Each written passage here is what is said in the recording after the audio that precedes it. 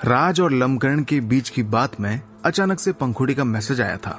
Senior लमकरण, आप आधार बनाने की टेक्निक मुझ पर छोड़ दीजिए, मैं राज की उसमें मदद कर दूंगी। अब जब मैं तीसरे लेवल पर आ गई हूँ तो मुझे ऐसा करने में कोई खास दिक्कत नहीं जाएगी। वैसे भी मैं जल्द ही दोबारा देहरादून जाने वाली हूँ, तो वहीं मैं राज से भी मिल लूंगी, पंखुड़ी ने कहा। असल में पंखुड़ी राज से इंडक्शन की मदद से थकान मिटाने वाली दवाई बनाने का तरीका जानना चाहती थी। इसके अलावा उसके पापा भी घर पर नहीं थे, जिसका फायदा उठाने से पंखुड़ी खुद को रोक नहीं सकती थी। वैसे भी पंखुड़ी ऐसी शेर थी जिसके मुंह में घूमने फिरने का खून लग चुका था, इसीलिए अब वो लगातार इसी की तलाश में रहती कि कब उसे फिर से घूमने मिल जाए। राज से मिलने और भूतनाथ मंदिर जाने के बाद वो बस अपने घर से निकलने के बारे में ही सोचती रहती थी। पंखुड़ी के मैसेज के तुरंत बाद त्रिकालदर्शी का मैसेज आया। तुम मेरा इंतजार करना, मैं जल्द ही तुम्हारे कबीले पहुंच जाऊंगा। मैं 1 घंटे बाद यहाँ से निकलूंगा और शाम होने तक तुम्हारे पास आ जाऊंगा, त्रिकालदर्शी ने कहा। आमतौर पर इस तरह से पंखुड़ी के पिता बात करते थे। इस मैसेज को पढ़कर पंखुड़ी को समझ आया कि वो अभी भी त्रिकालदर्शी के पास ही है। इसके बाद पंखुड़ी की जुबान से शब्द ही गायब हो गए। उसे कुछ ना बोलना ही बेहतर लगा। लमकरण ने एक हंसने वाला इमोजी भेजा। ये त्रिकालदर्शी को चिढ़ाने के लिए था। ये सब देखकर राज के चेहरे पर भी मुस्कान आ गई। सीनियर लमकरण, आपको परेशान करने के लिए माफी चाहूंगा, लेकिन मैं चाहता हूं कि राज ने टाइप करना शुरू किया। इसके पहले कि राज अपनी बात पूरी कर पाता, एक और मैसेज आ चुका था। ये मैसेज शल्य का था। उसने बस 3 शब्द लिखे थे, मुझे कहने दो। कोई भी इस मैसेज का मतलब नहीं समझ पा रहा था। इसका कोई और छोर नहीं था। लमकरण भी ये मैसेज देखकर हैरान था। लमकरण भाई, राज को टेक्निक देने की जिम्मेदारी तुम मुझ पर छोड़ दो, थोड़ी देर बाद शल्य ने कहा, और ग्रुप में एक गहरा सन्नाटा पसर गया। राज, मैंने जादू की मदद से तुम्हारी थकान मिटाने वाली दवाई की प्रोसेस पर काम किया और मुझे इसमें काफी रोचक संभावना देखी। ये मुझे इस दवाई को बनाने के तरीके में सुधार करने के लिए बहुत मददगार रहेगी। कुछ चीजें ऐसी है जिन्हें मैं यहाँ ठीक ढंग से नहीं कह सकता, इसीलिए मैं तुमसे मिलकर ही इस दवाई के बारे में बात करना चाहूंगा। मुझे उम्मीद है कि मेरी मदद करने के लिए तुम थोड़ा समय निकाल लोगे। थोड़ी देर बाद शल्य ने ग्रुप की चुप्पी तोड़कर कहा, हाँ, एक बात और, भले ही हम दवाई बनाने में कामयाब हो या नहीं, तुम्हें इतनी परेशानी देने के लिए मैं तुम्हें कुछ ना कुछ तोहफा जरूर दूंगा। मेरे पास तलवारबाजी की एक टेक्निक और मेडिटेशन की एक टेक्निक है, और ये दोनों ही लमकरण की टेक्निक से काफी बेहतर हैं। थोड़ी देर बाद रुककर शल्य ने अपनी बात साफ करते हुए कहा। शल्य की पेशकश वाकई बहुत जोरदार थी। वो राज को बस उसके समय के लिए ही टेक्निक देने के लिए तैयार था। अगर शल्य भाई राज को कुछ देना चाहते हैं तो इससे बेहतर और कुछ नहीं हो सकता। राज, अब तुम शल्य भाई को अपना फैसला बता दो, क्योंकि ऐसी पेशकश ज्यादा देर तक नहीं टिकती। तुम्हें एक अच्छा सिखाने वाला मिल रहा है जो कि तुम्हारी आधार बनाने की मुहिम में तुम्हारी मदद कर सकता है। ऐसे मौके बार बार नहीं मिलते, लमकरण ने कहा। लमकरण को लगा कि राज की किस्मत वाकई बहुत अच्छी थी। उसे शल्य ने खुद से एक डील ऑफर की थी, क्योंकि लमकरण को आजाद जादूगर के तौर पर आधार बनाने और थकान मिटाने वाली दवाई बनाने में बहुत दिक्कत गई थी। आधार बनाना वाकई बहुत कठिन था, क्योंकि जैसे ही एक आजाद जादूगर जादूगरी की दुनिया में कदम रखता है, वो ज्यादा से ज्यादा 1 या 2 तरीके का जादू ही खुद से सीख पाता है। अगर कोई ढंग से उनकी मदद ना करे या उनके पास सही टेक्निक ना हो, तो कोई भी आजाद जादूगर आधार बनाने में बहुत सी गलतियां करता है, जिससे उनकी मेहनत और समय दोनों बर्बाद होते हैं। थकान मिटाने वाली दवाई के बारे में किसी को भी कुछ खास जानने की जरूरत नहीं होती, क्योंकि इसका नाम ही इसके बारे में बताने के लिए काफी है। किसी आजाद जादूगर को ये दवाई बनाने के लिए खुद ही सारे इंग्रेडिएंट ढूंढने होते हैं। कहानी यही नहीं रुकती। किसी भी आजाद जादूगर को दवाई बनाने के लिए अकेले ही इस पर काम भी करना होता है। लमकरण भी इन्हीं लोगों में शामिल था। उसने अपनी सारी किस्मत थकान मिटाने वाली दवाई में झोंक दी थी, जबकि राज के मामले में ऐसा कुछ भी नहीं था। पहले तो पंखुड़ी ने उसे खुद से थकान मिटाने वाली दवाई बनाने के लिए इंग्रेडिएंट्स दिए थे, और फिर अब शल्य आधार बनाने में उसकी मदद करने के लिए तैयार था। किसी भी आजाद जादूगर के लिए सबसे कठिन 2 पायदानों के मामले में राज की किस्मत का तारा पहले ही चमक चुका था। आप सबका बहुत शुक्रिया, राज ने खुश होकर कहा। वो इतना समझ चुका था कि पहाड़ी महारथी दिल के वाकई बहुत अच्छे थे और इसीलिए ही राज भी सबसे अच्छे ढंग से पेश आ रहा था। तो फिर राज, तुम अपना पता बताओ, शल्य ने पूछा। Saint Stephen boarding school, Dehradun. मैं अभी यही स्कूल के हॉस्टल में रहता हूँ, राज ने तुरंत जवाब दिया। जवाब देने के तुरंत बाद ही राज की नजर अपनी टेबल पर रखे पौधे पर गई। यह वही पौधा था जो राज भूतनाथ मंदिर से लेकर आया था। उसमें अब कहीं घुमावदार मोड़ जैसा आकार आ गया था, जो कि सर्पिले आकार का लग रहा था। उसके तने पर छोटे छोटे कांटे भी निकल आए थे। ये सर्पिला पौधा था जिसके बारे में शल्य ने काफी दिनों पहले ग्रुप में चर्चा की थी। क्या शल्य को अभी भी इसकी जरूरत है? राज ने पौधे को देखकर मन ही मन सोचा। और मैं तुम्हें कांटेक्ट कैसे करूं? शल्य ने आगे पूछा और राज अपने ख्यालों से बाहर आ गया। राज ने तुरंत ही अपना मोबाइल नंबर शल्य को दे दिया। मैं कल दोपहर तक तुम्हारे पास आ जाऊंगा, शल्य ने आगे कहा। इसके पहले कि राज कुछ कह पाता, शल्य तुरंत ही ऑफलाइन चला गया। बात बस इतनी थी कि राज शल्य को सर्पिले पौधे के बारे में बताना चाहता था, लेकिन अब वो ऐसा शल्य के आने पर ही कर सकता था। कल दोपहर? राज ने कल के बारे में सोचना शुरू किया। उसे ठीक से याद नहीं था कि कल दोपहर को उसकी कोई क्लास है या नहीं। खैर, वो इस बारे में ज्यादा सोचना नहीं चाहता था, क्योंकि ज्यादा से ज्यादा उसे कल दोपहर की एक छुट्टी लेने की ही जरूरत थी। वैसे भी राज ने ज्यादा छुट्टियां नहीं ली थी, इसीलिए एक छुट्टी से उसका कुछ नहीं बिगड़ने वाला था। इतने में ही पहाड़ी महारथी ग्रुप में अपने पापा के बोलने वाले तरीके से परेशान पंखुड़ी दोबारा से ऑनलाइन दिखी। राज, क्या तुम्हें पूरा यकीन है कि तुम आजाद जादूगरी के रास्ते पर ही चलना चाहते हो? भले ही पहाड़ी महारथी तुम्हारी मदद करने के लिए आगे आते रहेंगे, लेकिन आजाद जादूगर होना बहुत कठिन है, पंखुड़ी ने कहा। अभी फिलहाल के लिए आजाद जादूगरी ही मेरे लिए ठीक रहेगी। इसके अलावा तुम्हारे कुछ कारनामों की खबर मुझे मिली है। क्या तुम मुझसे झूठ बोल रही थी? राज ने कहा। नहीं नहीं, मैंने तुमसे कोई झूठ नहीं बोला। यहाँ तक कि मैंने बचपन से ही झूठ बोलना छोड़ दिया था। अच्छा, मेरा भाई मुझे बुला रहा है, शायद उसे मुझसे कोई बात करनी है। मैं तुमसे बाद में बात करती हूँ, पंखुड़ी ने बहाना बनाते हुए कहा। अपनी बात पूरी करने के तुरंत बाद ही वो राज का जवाब सुने बिना ही ऑफलाइन हो गई। राज अभी भी सोच में था। उसे लग रहा था कि पंखुड़ी उससे कुछ तो छुपा रही थी, क्योंकि राज की दुनिया में जादू जैसी चीजें होना आम बात तो थी नहीं, और ऐसे में पंखुड़ी ही एक ऐसी जादूगर थी जो राज से मिली थी। इसीलिए राज को पंखुड़ी पर ही शक था।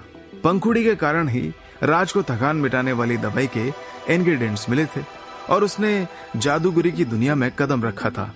इसीलिए जादू से जुड़ी हर चीज राज को पंखुड़ी की बदौलत ही समझ आती थी। यहाँ तक कि पहाड़ी महारथी ग्रुप में बात करना भी राज के लिए किसी सपने के जैसा था। पहले तो राज को लगता था कि ग्रुप में बने रहने के लिए ग्रुप के सीनियर उसका किसी न किसी तरह का टेस्ट लेंगे, जैसा कि अक्कड़ बक्कड़ बम्बे बो किताब में दिया था। इसके बाद ही उसे जादू से जुड़ने की परमिशन मिलेगी। लेकिन उसने कभी सपने में भी नहीं सोचा था कि पहाड़ी महारथी बिना किसी टेस्ट के ही उसका स्वागत करेंगे और उसके आगे के सफर में उसकी मदद करने के लिए तैयार हो जाएंगे। अगर ये सब वाकई कोई सपना है तो आज मैं नींद से नहीं जागना चाहता, राज ने मन ही मन सोचा। राज, अगर जादूगरी के दौरान तुम्हारे मन में कोई सवाल आता है तो तुम बिना झिझक ग्रुप में पूछ सकते हो। अब जब तुमने आजाद जादूगरी का रास्ता चुन लिया है तो कोई भी तुम्हें रास्ता बताने वाला नहीं होगा। इसलिए जब भी तुम्हारे मन में जादूगरी को लेकर सवाल उठे, तुम्हें तुरंत पूछ लेना चाहिए। अगर तुमने जरा भी संकोच किया और कोई गलत कदम उठाया तो शायद इसका नतीजा तुम्हें कई गलत पायदानों की तरफ ले जा सकता है। कभी शायद इससे तुम्हारा सिर्फ समय और मेहनत ही बर्बाद हो, लेकिन कभी शायद तुम्हारे सामने कोई बड़ा खतरा भी आ सकता है। लमकरण के इस मैसेज से राज अपने ख्यालों से बाहर आया। ये याद दिलाने के लिए आपका बहुत शुक्रिया, राज ने कहा, और तुरंत ही उसके दिमाग में एक सवाल आ गया। तो वो आगे बोला, सीनियर लमकरण, क्या थकान मिटाने वाली दवाई किसी और को भी दी जा सकती है, जैसे कि मेरी मम्मी, पापा या मेरे रिश्तेदार? क्या ग्रुप में इसको लेकर कोई पहले से पैमाना है? राज में किसी तरह का कोई स्वार्थ नहीं था। थकान मिटाने वाली दवाई का कमाल उसकी आंखों के सामने था, जिससे शरीर की पुरानी बीमारियां तक खत्म हो सकती थी। इसीलिए उसके दिमाग में सबसे पहले अपने मम्मी पापा का ख्याल आया था और उनका बेटा होने के नाते राज अपने कर्तव्यों से मुड़ना नहीं चाहता था। इस मामले में हमारा कोई पैमाना नहीं है। अगर तुम्हारे पास दवाई बची हुई है तो तुम उसे किसी को भी दे सकते हो। दवाई और उसे बनाने का तरीका दोनों अलग चीज हैं। तुम दवाई बनाने का तरीका ग्रुप के बाहर किसी को नहीं बता सकते, लेकिन दवाई को लेकर ऐसा कुछ नहीं है, लमकरण ने जवाब दिया। हालांकि मैं तुम्हें याद दिलाना चाहता हूँ कि इस दुनिया में दवाइयों के इंग्रेडिएंट तुम्हारी सोच से भी कम है। साथ ही साथ पंखुड़ी जैसे बड़े दिल वाले लोग भी बहुत कम हैं। इसीलिए शायद तुम्हें इतने कम समय में अगली बार इंग्रेडिएंट ना मिल पाए। तुम्हारे पास अभी इंग्रेडिएंट के 32 सेट हैं।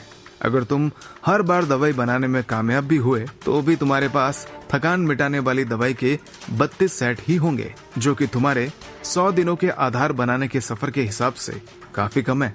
लमकरण ने अपनी बात साफ करते हुए कहा। उसे राज के अपने परिवार को थकान मिटाने वाली दवाई के फैसले से कोई दिक्कत नहीं थी, बल्कि उसे तो राज का ये फैसला काफी अच्छा लगा था।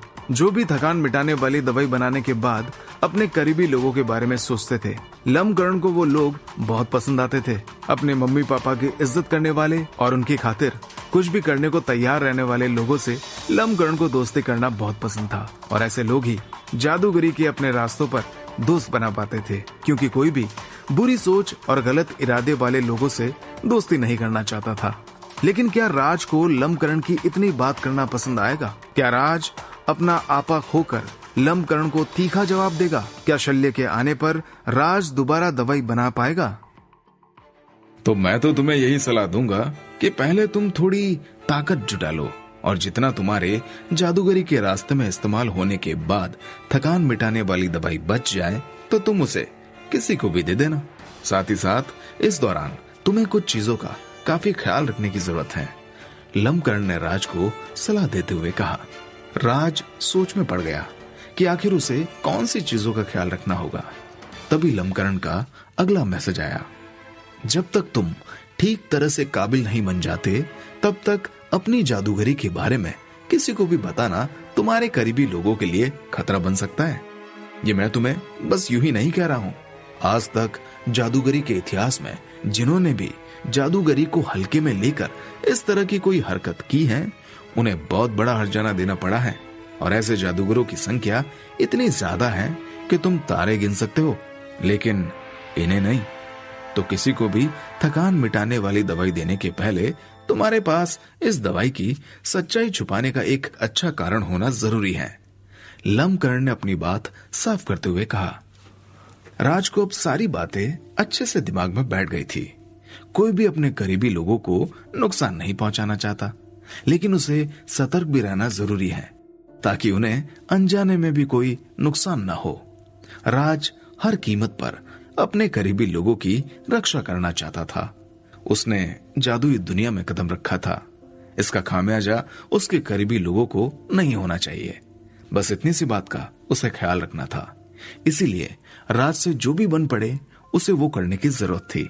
अगर कुछ समय के लिए उसे सबसे झूठ बोलते हुए सच्चाई भी छुपानी पड़े तो वो इसके लिए भी तैयार था। इसके अलावा थकान मिटाने वाली दवाई सभी के लिए नहीं बनी है। इसको लेने वाले का शरीर इसके प्रभाव को झेलने लायक होना चाहिए। बहुत ज्यादा उम्र के लोगों को थकान मिटाने वाली दवाई नहीं लेनी चाहिए। इससे शायद उनकी जान भी जा सकती है। कभी कभी कबीले वाले अपने स्टूडेंट को ये दवाई शुरू में ही देते हैं, लेकिन उसे खाने के पहले उस स्टूडेंट को कई महीनों तक ट्रेनिंग करनी पड़ती है ताकि वो इस दवाई के प्रभाव को झेल सके। लमकरण ने अपनी बात को समझाते हुए कहा। लमकरण की बातें खत्म होते ही राज के हाथ निराशा लगी थी। उसके मम्मी पापा अब जवान नहीं थे।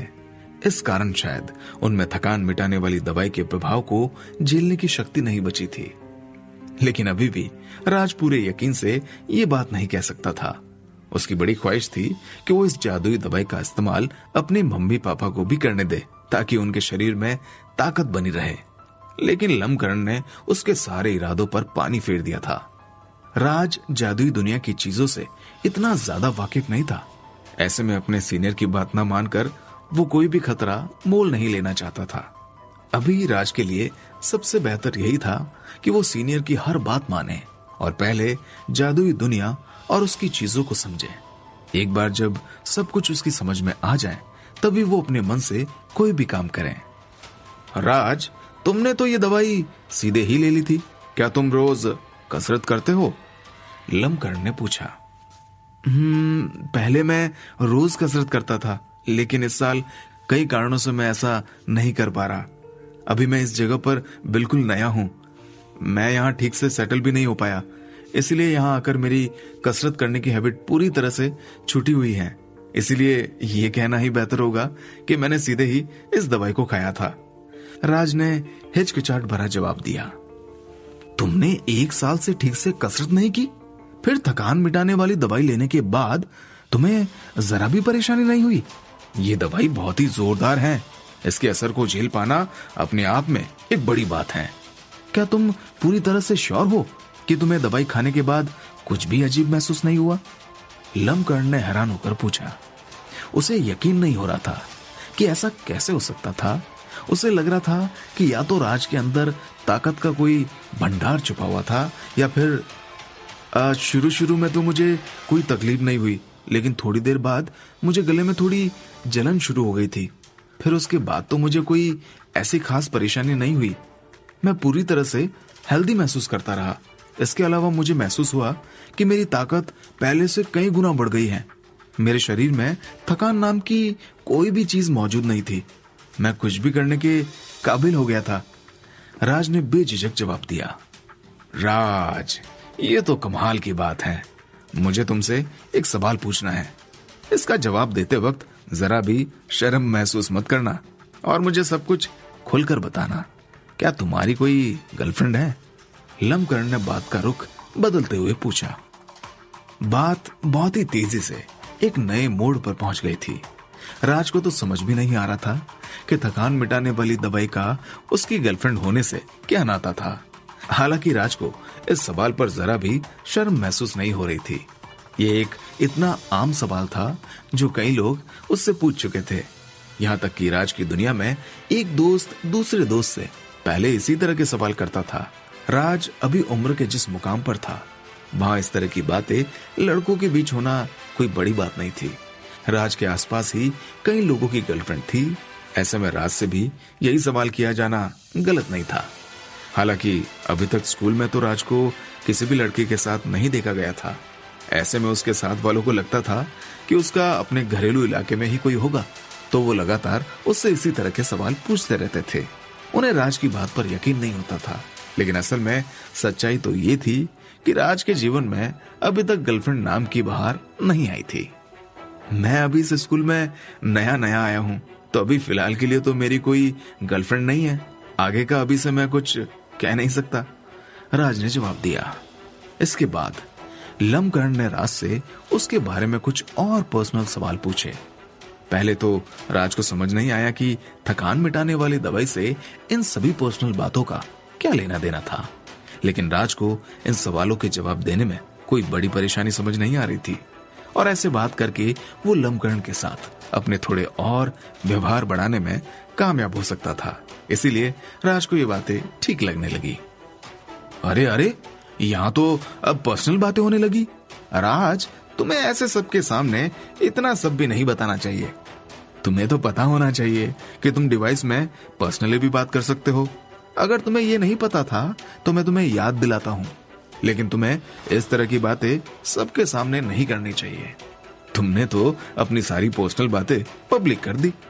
तभी कालघाती ने बीच में आकर कहा। कालघाती की बात सुनकर राज को वाकई अफसोस हुआ। राज ने बिना सोचे समझे ही लमकरण को अपनी पर्सनल बातें बताना शुरू कर दिया था। अगर कालघाती सही समय पर राज को नहीं टोकता तो शायद लमकरण उससे और भी कई सारी बातें निकलवा लेता। थोड़ी देर तक और बातचीत करने के बाद राज ने अपने सभी सीनियर को अलविदा कहा और ऑफलाइन हो गया। ठीक उसी समय कालघाती ने लमकरण से पर्सनल बात करना शुरू की। लमकरण, तुमने इसे आजाद जादूगरी का रास्ता चुनने को क्यों कहा?